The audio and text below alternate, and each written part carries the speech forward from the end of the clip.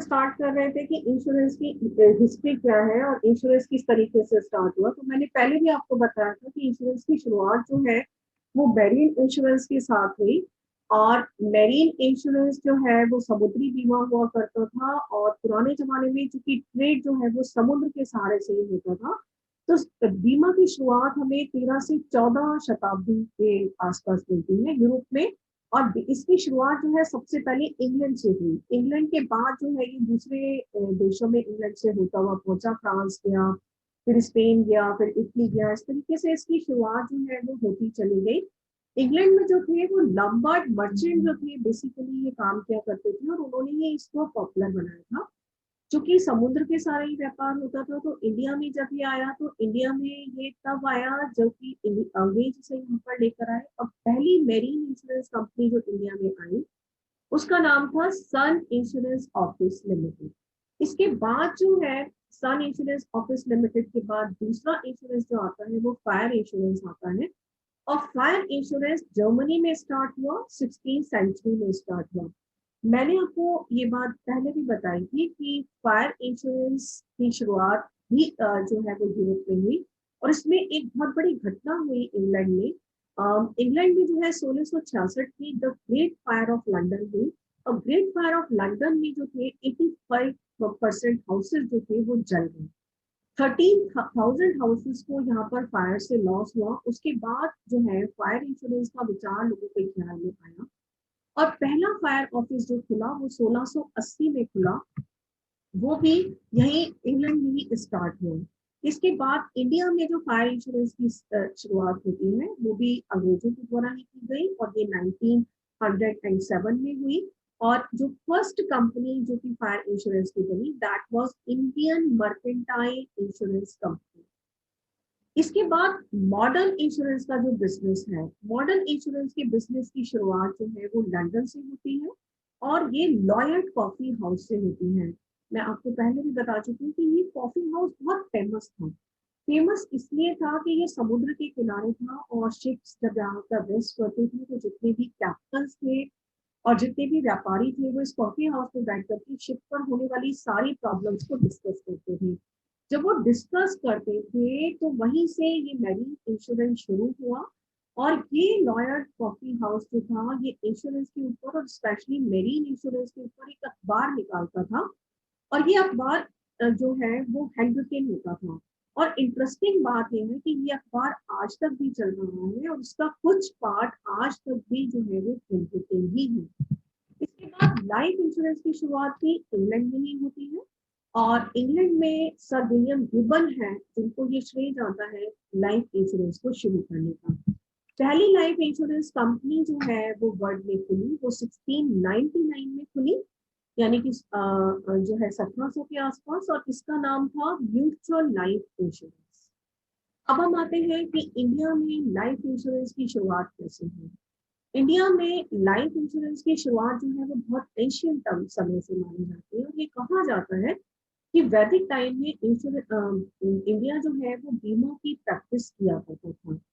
ऋग्वेद में एक वर्ड आता है जिसका नाम है योगक्षेम। इसको ध्यान से देखिए, जब आप LIC यानी कि life insurance corporation of India का लोगो देखेंगे तो उसके नीचे जो वाक्य लिखा हुआ है वो भी यही है, योगक्षेमा। और योगक्षेमा का मतलब ही हिंदी में होता है इंश्योरेंस या बीमा। ऐसा माना जाता है कि आर्यंस जो थे वो 3000 ईयर्स पहले जो है वो इंश्योरेंस को प्रैक्टिस किया करते थे, और इंश्योरेंस उस समय इंडिया में चलता था। लेकिन मॉडर्न इंश्योरेंस इंडिया में जो स्टार्ट हुआ वो 1800 में हुआ, और अंग्रेज इसे इंडिया में लेकर के आए थे। मैंने पहले ही अभी आपको बताया कि सबसे पहले मरीन इंश्योरेंस आया, फिर फायर इंश्योरेंस आया, फिर लाइफ इंश्योरेंस आया। क्योंकि हम यहाँ लाइफ इंश्योरेंस की बात कर रहे हैं, तो लाइफ इंश्योरेंस में दो ब्रिटिश कंपनियां थी, एक थी द यूरोपियन, एक थी द अल्बर्ट। इन्होंने जो है इंडियन लाइफ के बारे में बीमा लिखने की शुरुआत सन 1870 में की। हालांकि तब इंडियंस के साथ थोड़ा सा भेदभाव ये किया जाता था कि इंडियंस का बीमा कम लिखा जाता था, अंग्रेजों का बीमा वैल्यू ज्यादा होती थी। First Indian life assurance society जो इंडिया में खुली वो 1870 में ही खुली, और इसका नाम था बॉम्बे म्यूचुअल एश्योरेंस सोसाइटी। 1870 में इस तरीके से इंडिया में पहली इंश्योरेंस सोसाइटी खुली। इसके बाद जो दूसरी कंपनी लाइफ इंश्योरेंस की आई इंडिया में, वो 1874 में आई और इसका नाम था oriental life assurance society limited. इसके बाद लगातार कंपनियां आती चली गई। फिर 1896 में भारत आई कंपनी इंडिया में खुली, उसका नाम था Triton insurance corporative limited. Students, ये चीजें आप सारी याद कर लीजिएगा, ये आपके क्विज पॉइंट ऑफ व्यू से बहुत इंपॉर्टेंट है और अक्सर जो है ये आपके कॉम्पिटिटिव एग्जाम्स में आते भी हैं।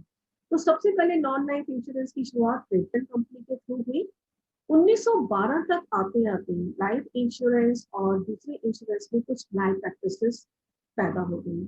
इनको रेगुलेट करने के लिए और लाइफ इंश्योरेंस के बिजनेस को रेगुलेट करने के लिए जो है ब्रिटिश कंपनी, ब्रिटिश गवर्नमेंट जो है एक एक्ट लेकर आई जिसका नाम था life insurance companies act and provident fund act. ये दोनों एक्ट पास किए गए जिससे कि लाइफ इंश्योरेंस के बिजनेस को रेगुलेट किया जा सके। लेकिन एक और एक्ट आया जिसने इन दोनों ही एक्ट को रिप्लेस किया। इसे हम 1938 के नाम से जानते हैं, 1938 का एक्ट। और इंडिया में जो इंश्योरेंस, लाइफ इंश्योरेंस की परिभाषा ली गई है वो इस 1938 के सेक्शन 2 से ही ली गई है।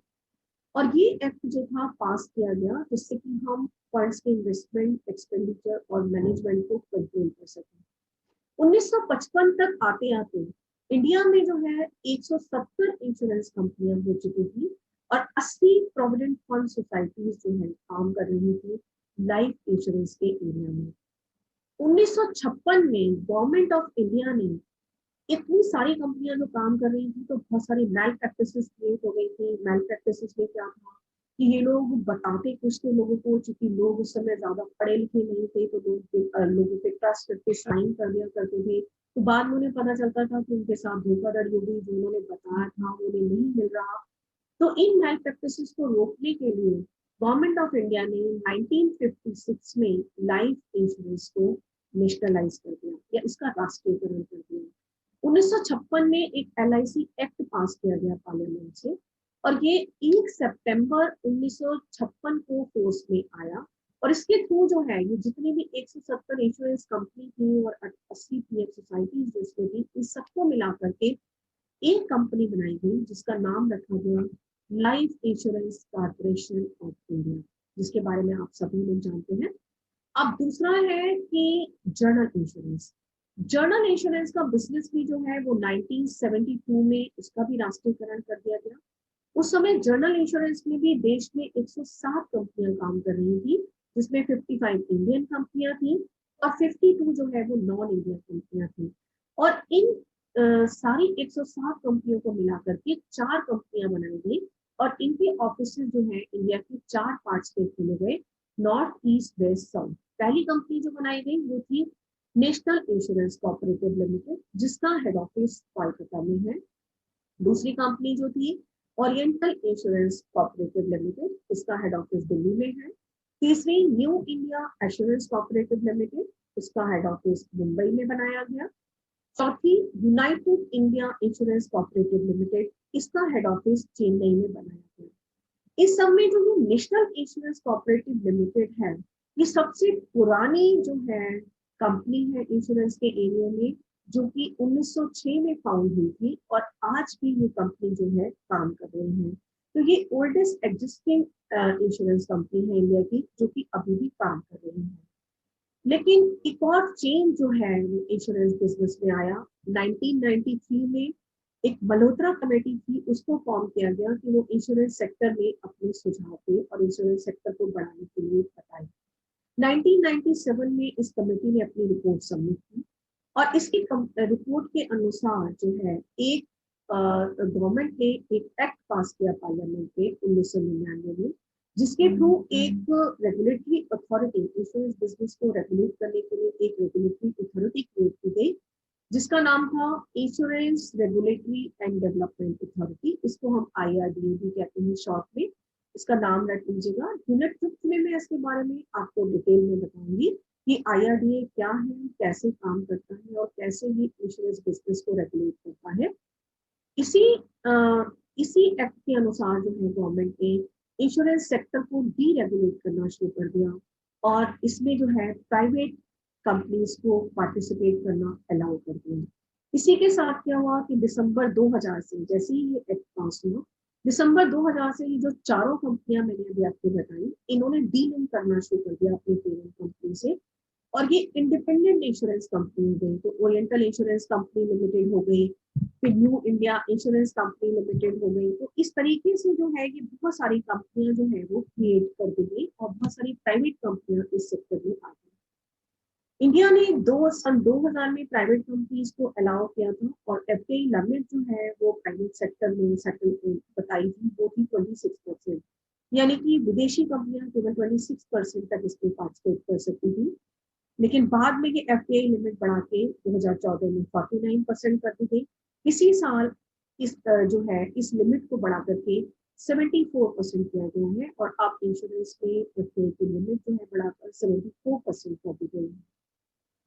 2000 में जबकि ये प्राइवेटाइज हुआ बीमा सेक्टर, तो 2001 के बाद जो लार्जेस्ट हमारी इंश्योरेंस कंपनी थी, 44 साल तक देखिए life insurance corporation of India इसकी मोनोपोली रही, और लाइफ इंश्योरेंस के सेक्टर में ये अकेली कंपनी रही।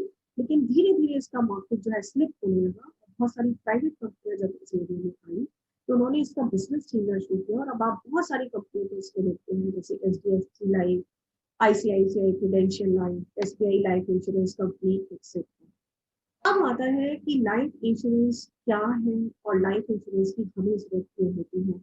इंश्योरेंस के बारे में मैं आपको पहले भी पढ़ा चुकी हूँ, अब आते हैं हम लाइफ इंश्योरेंस पर। देखिए, लाइफ इंश्योरेंस एक अरेंजमेंट होता है जिसमें कि एक पर्सन प्लान करता है कि अगर उसकी लाइफ में कोई भी अनसर्टेनिटी हो जाती है। अनसर्टेनिटी क्या होती है कि उसकी डेथ हो सकती है, अचानक से अगर उसकी अनटाइमली डेथ हो जाए तो उसके परिवार का क्या होगा। अगर उसका एक्सीडेंट हो जाए और वो डिसेबल हो जाए और वो कमाने के लायक ना रहे, या फिर उसे कोई क्रॉनिक इलनेस ऐसी हो जाए कि वो कमाने की स्टेट में ना रहे और अपनी एग्जिस्टिंग इनकम ना कमा सके, या ओल्ड एज में वो आ जाए और ओल्ड एज के बाद उसकी जो अर्निंग इनकम कैपेसिटी है वो उसकी कम हो जाए, तो ऐसे केस में वो अपनी इनकम को कैसे मेंटेन करेगा या अपनी लिवलीहुड को कैसे मेंटेन करेगा।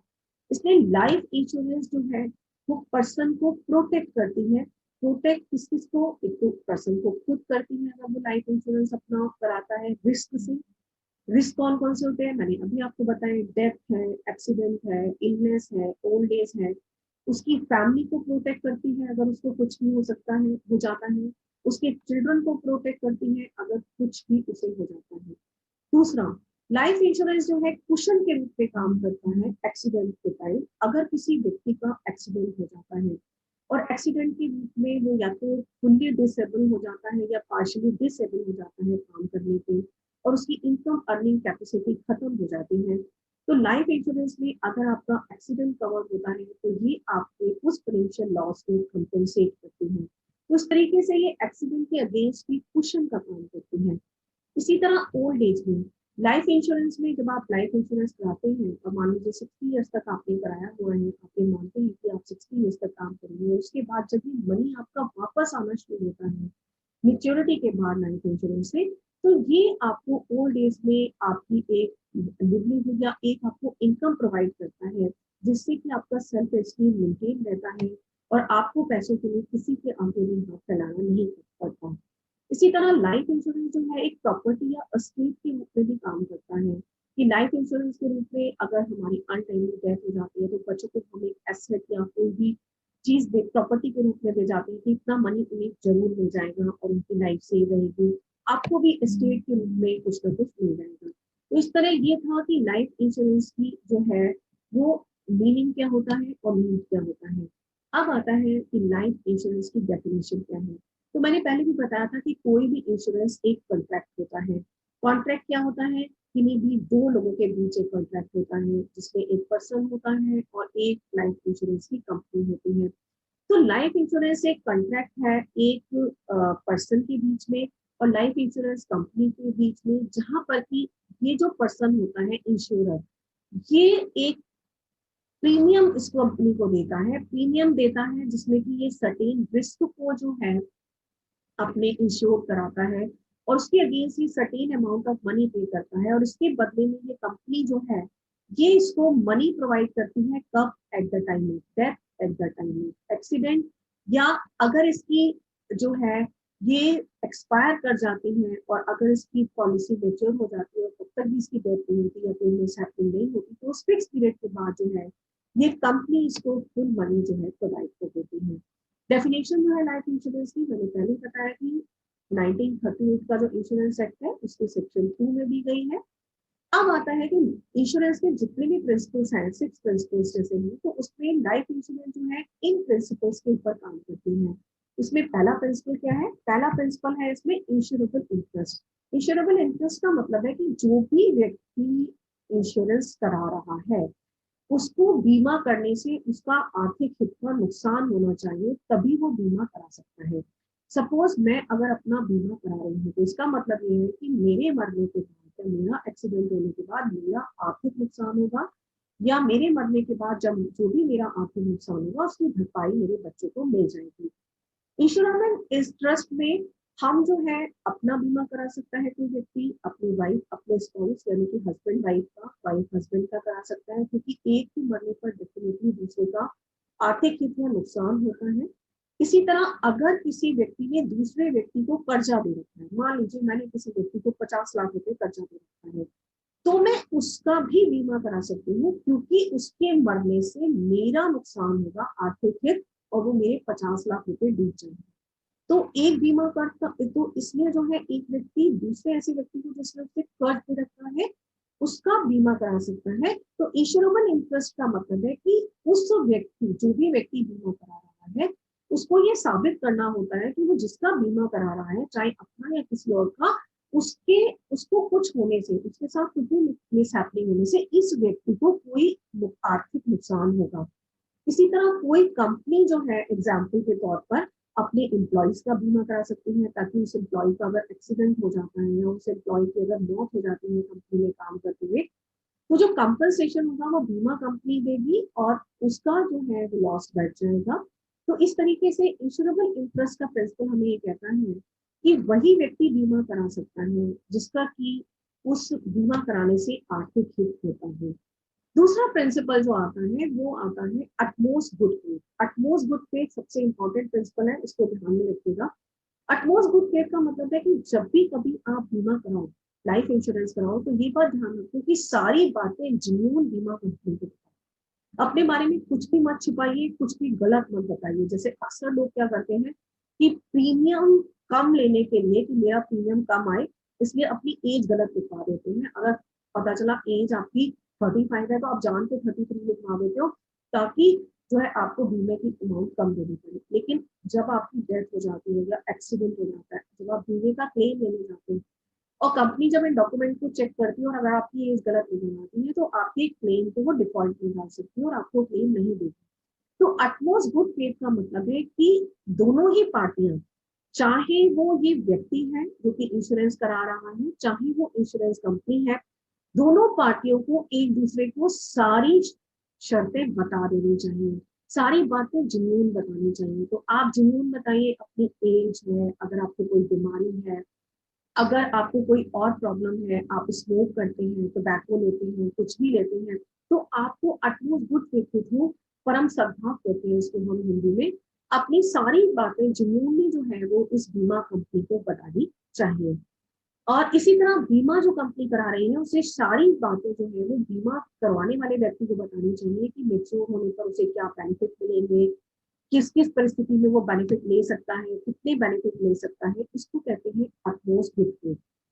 तीसरा, लाइफ इंश्योरेंस जो है वो एक कॉन्ट्रैक्ट ऑफ इंडेमनिटी नहीं होता। कॉन्ट्रैक्ट ऑफ इंडेमनिटी का मतलब है कि लॉस के केस में आपके पेंशन आपकी लॉस की भरपाई नहीं करता, क्योंकि अगर किसी व्यक्ति की मृत्यु हो जाती है तो डेफिनेटली बीमा जो है वो आपके इस लॉस की भरपाई नहीं कर सकता, वो आपको ये वापस करके नहीं दे सकता। लेकिन हाँ, वो आपको थोड़ा सा मनी प्रोवाइड जरूर कर सकता है, जिससे कि आप उस से जो होने वाली उसकी अर्निंग थी, वो व्यक्ति जो अर्न करके देता था उससे थोड़ा सा आप बच सकते हैं।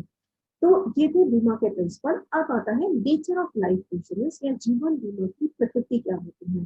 तो जीवन बीमा की प्रकृति को हम दो पार्ट्स में डिवाइड कर सकते हैं। पहला है इकोनॉमिक नेचर या आर्थिक प्रकृति इसकी लाइफ इंश्योरेंस की, और दूसरा होता है लीगल नेचर या कानूनी प्रकृति लाइफ जीवन बीमा की। तो इकोनॉमिक नेचर क्या होती है कि इसके थ्रू जो है करंट नीड जो व्यक्ति की होती है, करंट नीड का मतलब है कि फैमिली की, फूड की, शेल्टर की, क्लोथिंग की, वो सारी की सारी नीड जो है वो इसकी मीट आउट हो जाती है अर्निंग मेंबर की।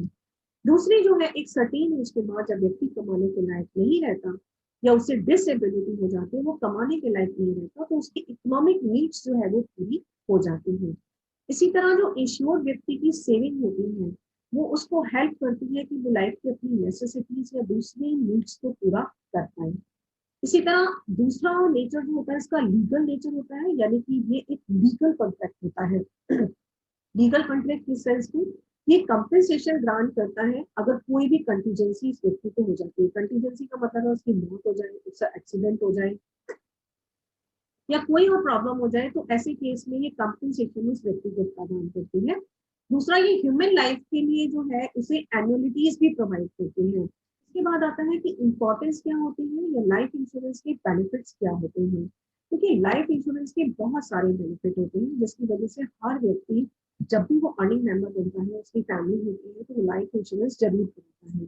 लाइफ इंश्योरेंस को सबसे पहले हम सुरक्षा के मेजर के रूप में अपनाते हैं। सुरक्षा किसकी, इससे हम अपनी फैमिली की सुरक्षा करते हैं।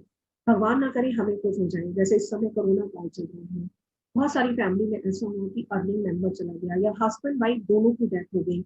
ऐसे केस में जो है ये हमें बहुत हेल्प करता है। बीमा जो है हमें बहुत हेल्प करता है हमारी फैमिली को प्रोटेक्ट करने में, हमारे बच्चों को प्रोटेक्ट करने में, और उन्हें सेल्फ स्टीम उनका मेंटेन रहता है, और उनकी फाइनेंशियल प्रॉब्लम जो आ जाती है अर्निंग मेंबर के ना रहने से, उसको पूरा करने में बहुत मदद करता है। इसी तरह ओल्ड एज में जब आप कमाने के लायक नहीं रह जाते, ऐसे केस में भी आपको बीमा बहुत मदद करता है, क्योंकि जब लाइफ इंश्योरेंस का मनी मेच्योर होकर आता है, मान लीजिए आपने 60 ईयर्स तक का कराया हुआ है, 60 ईयर्स के बाद मनी जब मेच्योर होकर के आपको वापस मिलता है, एन्युटीज के रूप में आता है या लामसम के रूप में आता है, तो ये मनी आपके लिए प्रोटेक्शन का काम करता है और आपको किसी के आगे हाथ फैलाने की जरूरत नहीं पड़ती। इसी तरह लाइफ इंश्योरेंस जो है वो बिजनेस प्रोटेक्शन के रूप में भी काम करता है। आप कहेंगे बिजनेस प्रोटेक्शन के रूप में कैसे काम करता है, तो देखिए, बिजनेस प्रोटेक्शन के रूप में ये हमारे इस तरह काम करता है कि पहली बात तो लाइफ इंश्योरेंस कराते हैं, हम इस बात से निश्चिंत हो जाते हैं कि जब कुछ भी मेरे को होगा तो मेरी फैमिली को जो है वो हमेशा मनी मिलता रहेगा और मुझे कोई दिक्कत उससे आने वाली है नहीं। दूसरी बात, अगर आपके बिजनेस में कोई लॉस हो जाता है और अचानक से आपको मनी की जरूरत पड़ती है, तो भी आप ऐसे केस में अपनी पॉलिसी को बैंक के पास गिरवी रखकर उससे लोन ले सकते हैं। तीसरी बात, अगर आप जॉइंट पे बिजनेस कर रहे हैं और दो बीमा के साझेदार हैं, और अगर आपने अपने दूसरे एक दूसरे का बीमा कराया हुआ है, और अगर इसमें से जॉइंट में से किसी एक व्यक्ति की मृत्यु हो जाती है, तो दूसरे व्यक्ति को उसका बीमे के रूप में जो भी फाइनेंशियल लॉस उसके रूप में होता है वो उसे मिल जाता है। तो इस तरीके से ये बिजनेस को प्रोटेक्ट करने का काम भी करता है। तो लाइफ इंश्योरेंस की बिजनेस प्रोटेक्शन में भी बहुत वैल्यू है।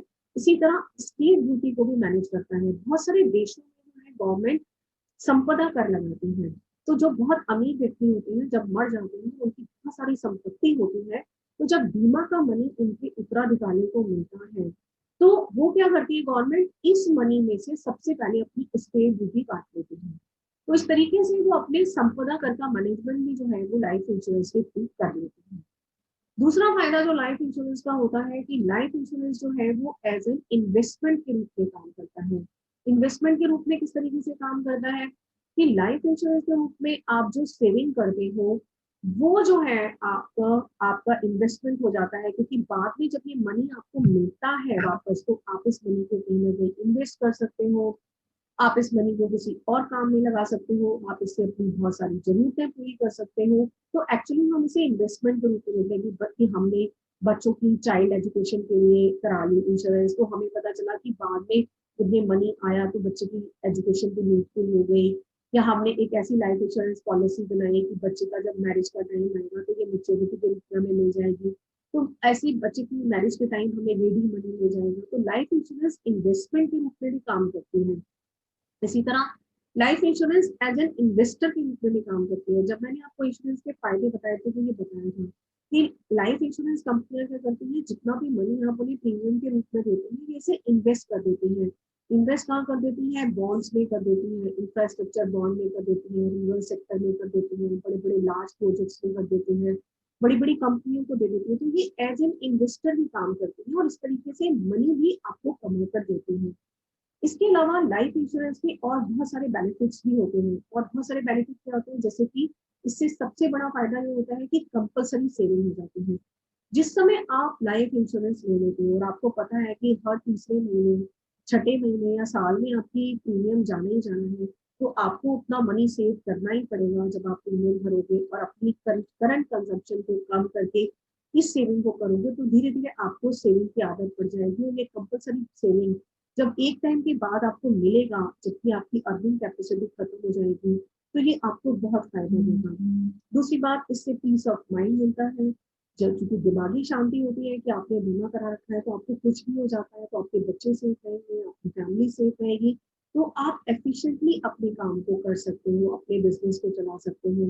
तीसरा, इससे आपका जो सेल्फ एस्टीम है, आपका आत्मसम्मान जो है वो सुरक्षित रहता है, क्योंकि जब भी जरूरत होगी, आपके पास बीमा पॉलिसी है, अचानक से मनी की जरूरत पड़ गई, आप बैंक जाइए, उसको रखिए, उसके अगेंस्ट लगाइए, आपको किसी के आगे हाथ फैलाने की जरूरत नहीं है अगर आपके पास लाइफ इंश्योरेंस है।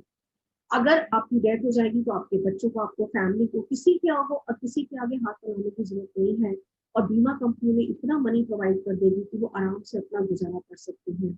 इसी तरह लाइफ इंश्योरेंस के बहुत सारे सोशल बेनिफिट्स भी होते हैं, क्योंकि चूंकि हमारी फैमिली सिक्योर हो जाती है, क्योंकि हमारे बच्चे सिक्योर हो जाते हैं, लॉ एंड ऑर्डर मेंटेन रहता है, तो लाइफ इंश्योरेंस जो है हैप्पी सोसाइटी बनाने में, बच्चों का क्रिएटिव माइंड बनाने में हमें बहुत सारी हेल्प देता है।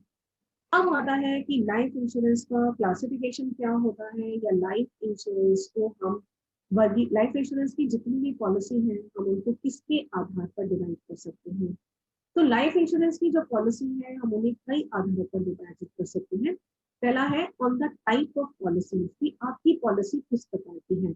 इसमें सबसे पहला आता है टर्म इंश्योरेंस। इसका एडवर्टाइजमेंट आजकल सबसे ज्यादा टीवी में होता है कि टर्म इंश्योरेंस लेने में, क्या अभी तक आपने टर्म इंश्योरेंस नहीं लिया? 1 करोड़ का टर्म इंश्योरेंस सिर्फ आपको 449 में मिलेगा। टर्म इंश्योरेंस का मतलब ये होता है, मान लीजिए टर्म इंश्योरेंस बिल्कुल नॉन लाइफ इंश्योरेंस या जनरल इंश्योरेंस की तरह होता है, जिसमें कि आप अगर उस पर मनी पे कर देते हो टर्म इंश्योरेंस में, तो बदले में आपको मेच्योर होने पर, या अगर आपकी डेथ नहीं होती है, तो इंश्योरेंस कंपनी आपको कोई भी पैसा प्रोवाइड नहीं करती। तो जस्ट लाइक ये जनरल इंश्योरेंस की तरह होता है, जिसमें कि हम प्रीमियम पे कर देते हैं एक रिस्क के अगेंस्ट कंपनी को, और अगर वो रिस्क हमें नहीं होता है, या हमारी डेथ नहीं होती है, या हमारा एक्सीडेंट नहीं होता है, तो इंश्योरेंस कंपनी हमें इसके अगेंस्ट कोई भी मनी प्रोवाइड नहीं करती।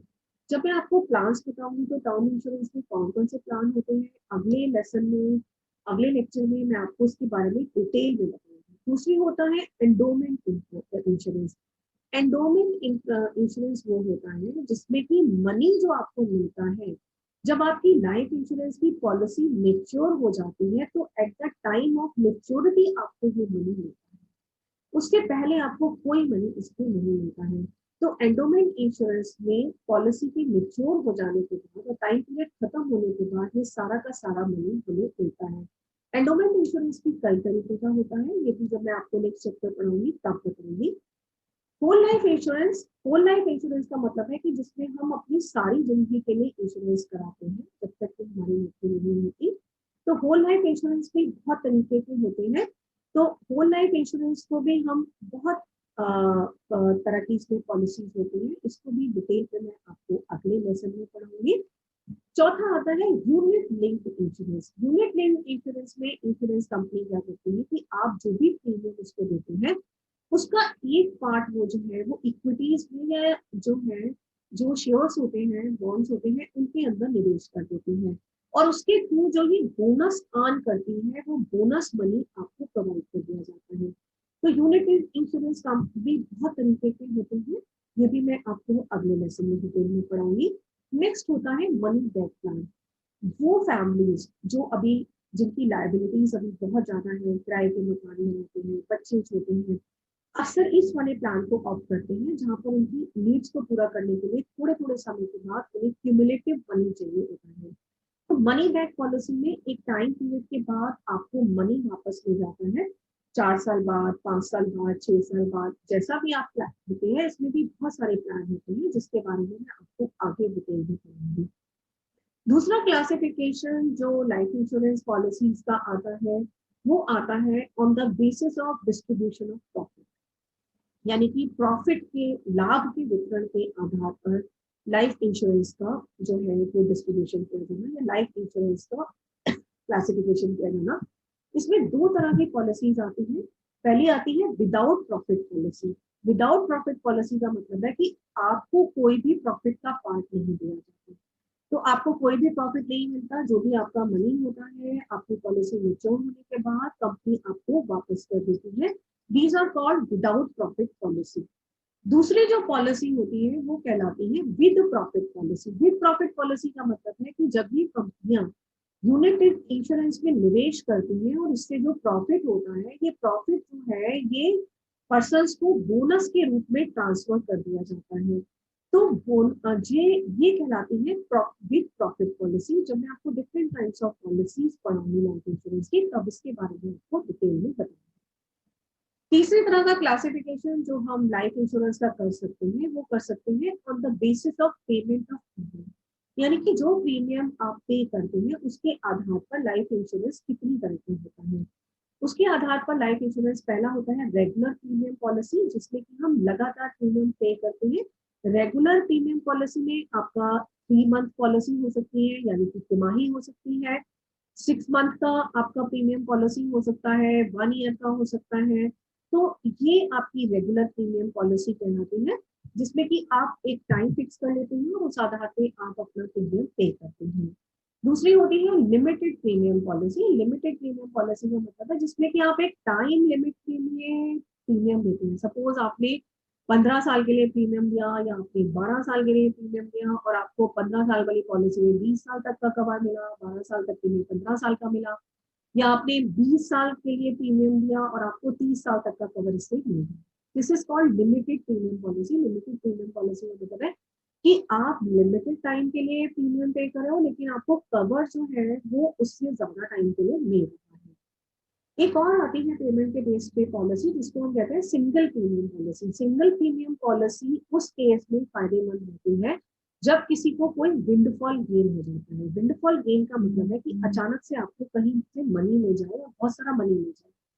तो ऐसे केस में क्या करते हैं कि बजाय बार बार प्रीमियम देने के हम एक बार में ही प्रीमियम दे देते हैं, सिंगल प्रीमियम दे देते हैं और उसके थ्रू वो पॉलिसी ले लेते हैं। सपोज मेरे को मिल गया मनी, मैंने 1 लाख रुपए या 5 लाख रुपए एक बार में प्रीमियम पे कर दिया और मैंने उसके थ्रू जो है अपना पॉलिसी को ले लिया।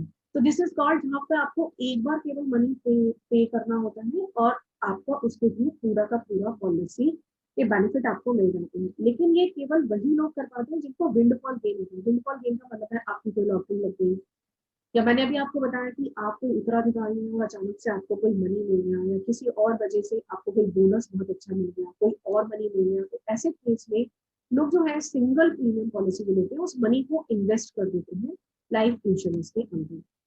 नेक्स्ट जो आता है वो आता है इसमें on the basis of number of person ensure, यानी कि कितने पर्सन को आपने इंश्योर करा रखा है, इसके बेस पे भी हम लाइफ इंश्योरेंस पॉलिसी को क्लासिफाई कर सकते हैं।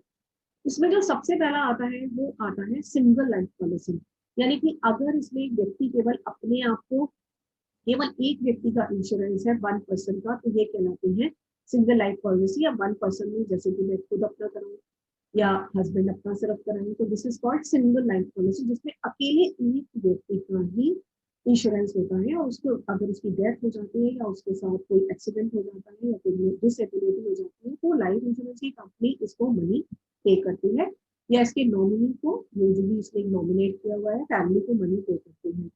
एक होती है multiple life policy. Multiple life policy वो होती है जिसमें हमने मोर देन 1 पर्सन, यानी कि 2 पर्सन का कराया हुआ है, जैसे कि हस्बैंड वाइफ का करा दे, वाइफ हस्बैंड का करा दे, हस्बैंड वाइफ दोनों करा दे। क्योंकि इंश्योरेबल इंटरेस्ट का जो प्रिंसिपल मैंने आपको पढ़ाया उसके हिसाब से ये होता है कि लाइफ इंश्योरेंस केवल उन्हीं व्यक्तियों का किया जा सकता है कि एक के मरने से दूसरे को आर्थिक हित का नुकसान होता है या इकोनॉमिक लॉस होता है। तो मल्टीपल लाइफ पॉलिसी में 1 पर्सन से ज्यादा व्यक्तियों का बीमा कराया जाता है। तो जैसे मैंने भी आपको बताया कि हस्बैंड वाइफ का, वाइफ हस्बैंड का, या अगर कोई लोग जॉइंट बिजनेस कर रहे हैं उसमें 2 या 3 साझेदार हैं, तो वो आपस में एक दूसरे का बीमा करा सकते हैं। एक तो मल्टीपल पॉलिसी ले सकते हैं जिसमें तीनों का बीमा एक साथ हो। अगर किसी एक व्यक्ति को कुछ हो जाता है तो दो अगले 2% को उसका जो है वो क्लेम मनी मिल जाएगी।